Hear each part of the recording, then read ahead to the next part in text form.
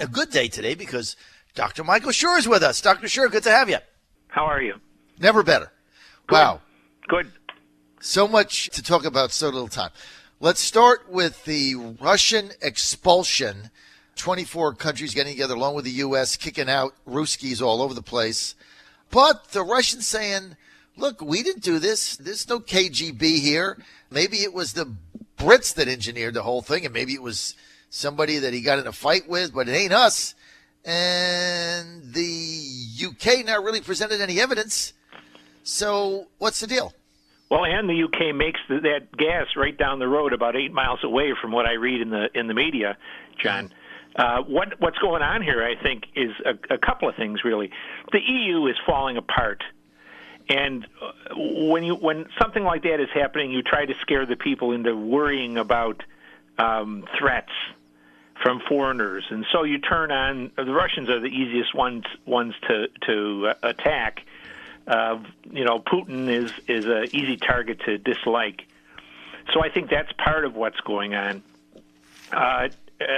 May herself, the Prime Minister there in Britain, is trying to do anything she can to prevent Brexit, the British leaving the common European Union. And so this is a distraction. They have to, side up with their brothers there in the EU and resist the Russian bear. So I think that's a couple of things. And Colonel Mike the other day raised a very good point about why aren't we going after and expelling British diplomats because a British intelligence officer interfered in our election. And increasingly, as I look at that part of it, John, I think that it's very likely that the British government put that dossier together for Steele. And there were very few, if any, Russians involved in the thing. I think the British were very pro-Hillary. They were very anti-Trump. I think the media reflects that. British politicians, except for the fellow who ran the Brexit campaign, and Katie Hopkins are very anti-Trump. The country's anti-Trump. Right. I doubt that there's anything to do with Russia with that dossier. When Steele is supposed to have been the head of the British desk for Russia at the MI6, at the British Foreign Intelligence Service. That certainly would have been one of the most sensitive places ever for a British intelligence officer at any time since World War II. Mm-hmm. Now, is he really in a position, since he was attacking the Russians and trying to find out their secrets and do other nefarious things within Russia, is he really going to waltz into Russia and talk to the KGB or the FSU and other people? I think from an intelligence officer's viewpoint, that's kind of a piece of madness from the beginning. He would not be most welcome, and if he gets in there, he might not get out again. So, it's just a whole mess, John. It's one lie on top of another, and why Trump has gone along with this without any proof at all is really beyond me. So you kind of look at this skeptically, like I do. Very skeptically, the whole thing doesn't make and frankly, I don't care who the Russians kill in Britain. Right. This is no skin off of my nose. This is up to the British to stop if it really was the Russians. Who cares? How does it affect us? If they kill somebody here, then we'll act on our own, and we won't need the help of the mighty Belgians or the mighty Greeks. We can take care of ourselves. But to do this is just I don't think it's very wise. It's playing to the people who are hungry for war and want a war against the Russians for some reason. Well, they always have, and that's always, John. Always. Part You're of the exactly whole right. That's bred to the bone in Americans. They got to find an enemy. They can always fall back on that position and excite people about it. But frankly, we've talked before, John. Putin doesn't have a pot to pee in. Right. He keeps his country barely above water on the basis of selling energy and his own brio, his own bravado, his own personality. Mm-hmm. He's always one step ahead of the dog catcher in terms of staying recognized as a power. Mm-hmm. So I think this is wrong. I think the idea that we need another foreign policy problem that's going to cost us money If it comes to sending more troops or arms to Europe, that's going to be off of our bar tab, and it's just bad business. Okay, Dr. Michael Scheuer with us. You can read him, non-intervention.com. Just put a monster blog up. Got to read this. We're going to get into that. Also, he spent better than 2 decades in Langley. He was overt analyst for the CIA. A senior analyst, met with presidents, vice presidents, etc., was at the bin Laden desk. Dr. Scheuer, John Bolton, you had a scathing column the other day on his selection. Can you elaborate? Well, sure, John. He's an offense to any American who now realizes what a disaster the Iraq War was. He was leading the charge for war in Iran, is leading in Iraq, and leading, a proponent of sending more people back to Iraq to fight for reasons that are unclear. I think he's an offense to every American parent who lost or had a child maimed fighting that stupid war that has done nothing for the United States except drain our treasury. He's also a cipher for the Israelis. No matter what happens, Israel is always right. They're our greatest ally in the Middle East. They're the only democracy in the Middle East, but he can't explain with any precision, with any facts, why they're important to us. But he's more than willing to go to war or advise the president to go to war against Iraq, against Iran, to overthrow Assad. All of that nightmare that came with Bush is back again in his person. And I find it extraordinary for an American first president to decide to put that character in as his national security advisor, unless he's trying to appease someone and just will ignore him. I don't know the answer, John, but I think it's a tragedy to put him in there. I agree. The president campaigned on getting out of these foreign entanglements. He also, remember, in South Carolina, he called out George W. Bush. He called out the Bush family on these wars. He called out WMDs. I mean, he called them out. And it was like a big deal when he did that because everybody was afraid, Bush Republican, and, we had to support the effort, and it was the right thing to do. And he called them all out. And now it's like, we get John Bolton, we get another 5,000 troops in Afghanistan. Now we're supplying the Saudis to bomb the Yemenis. They're shooting missiles into Riyadh, supplied by the Iranians. We're involved in that. We're still involved in Syria. Oh, God knows what this guy's going to get us involved in. Why did the president pick him? Yeah, I don't know the answer to that. Remember, he dallied with him there at the beginning during the inauguration as Secretary of State. I just think he's so badly tainted with the brush of being pro-Israel and a neocon that he is just he's a detriment to Trump, if for no other reason of the symbolism that comes with him, of the history that comes with him. And I don't understand it. I think the president forgot, or is beginning to forget, that it wasn't the commentators at Fox, that it wasn't any part of the mainstream media that elected him. They didn't want to hear his message. He's forgotten that the America First message, the border wall message, the immigration wall message went straight to the American people through the few programs like yours that broadcast the truth and through the alternate media. Mm-hmm. And he seems to be paying attention to the New York Times and the Washington Post, and I don't know what the reason for that is, because they hate him. Yep. I think he's got to figure out how to get back in touch. Like, he used to call you every month, I think, or used to talk to him on the phone.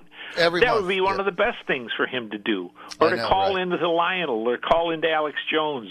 Right. Whether you believe you think those people are conspiracy theorists or not, they have massive audiences, and their massive audience voted for the president. Yep. You're right.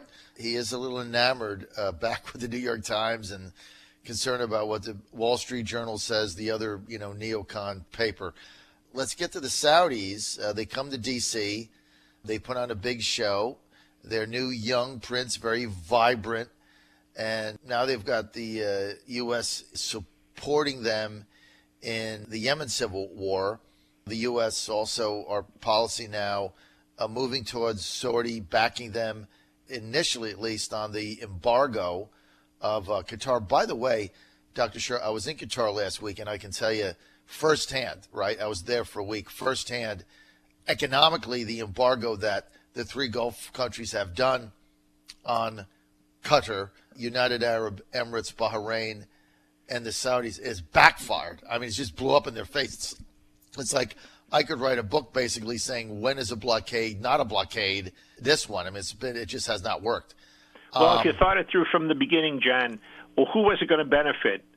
It wasn't going to benefit Qatar, but it wasn't going to cripple Qatar. It was going to benefit the Iranians, because the Iranians have moved in with food, other kinds of assistance. They already had a pretty good relationship with the Qataris, and just like in Oman, the Iranians have a bridgehead into the Gulf in both of those countries. It's a nonsense, John. But the bigger nonsense is when we talk about these things, Saudis, Qataris, Kuwaitis, Omanis, and we're sitting here in the United States, why do we care?